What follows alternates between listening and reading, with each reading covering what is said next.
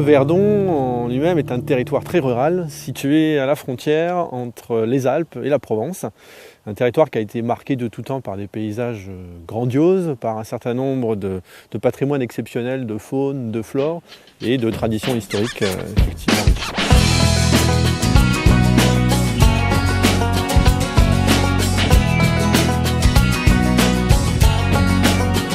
Alors, Raconte-moi ton Verdon, c'est un projet qui a été mis en place par la commission culture du Parc naturel régional du Verdon l'année dernière, en 2012. Pour nous, c'est une grande première. C'est avant tout une façon de réfléchir ensemble et d'arriver à mieux comprendre ce que sont les identités du Verdon et ce qui rassemble les gens autour du mot Verdon, autour de ce qu'on pense et de ce qu'on vit être le Verdon au quotidien. Une structure de parc naturel régional qui s'intéresse aux questions de culture, c'est pas forcément courant.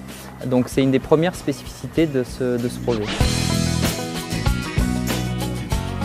Nous sommes un collectif d'artistes, comme on dit, plutôt pluridisciplinaire. Donc on fait des spectacles, mais dans ces spectacles, il y a des mélanges de théâtre, de vidéo, de photos et de sons.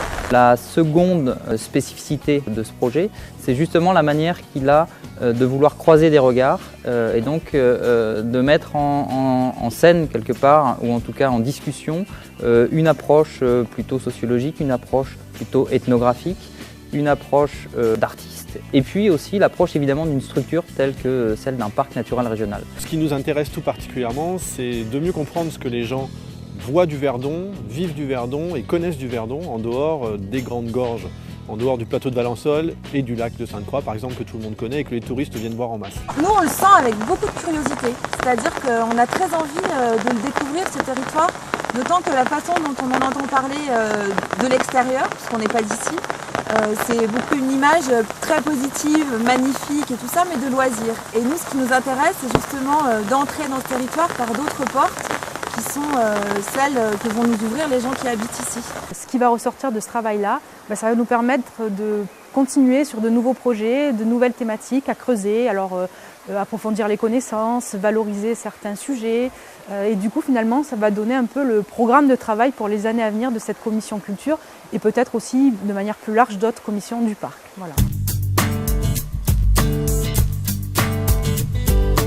Nous avons été choisis pour intervenir dans ce cadre-là et présenter notre inventoire du territoire. Alors, qu'est-ce que c'est votre inventoire?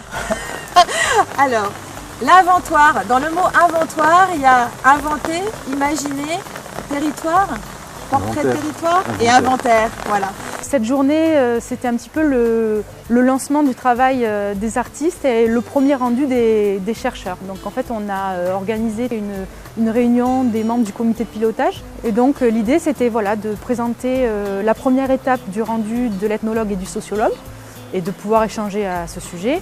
Et dans un second temps, de présenter les collectifs d'artistes Petit Pois Princesse qui va donc intervenir à partir de début avril.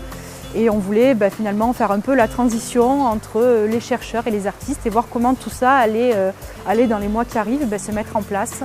Je pense que c'est une nouvelle façon d'appréhender le territoire. C'est un projet intéressant parce que c'est un laboratoire qui va permettre à des gens qui sont ancrés dans le territoire et des gens qui viennent occasionnellement dans le territoire de parler de ce territoire. Il y aura une nouvelle approche, un nouveau point de vue, une nouvelle manière de travailler. Et je crois que maintenant, il faut laisser faire les artistes, faire les sociologues, les ethnologues, et puis voir ce que ça va donner. Je pense qu'on aura beaucoup de surprises.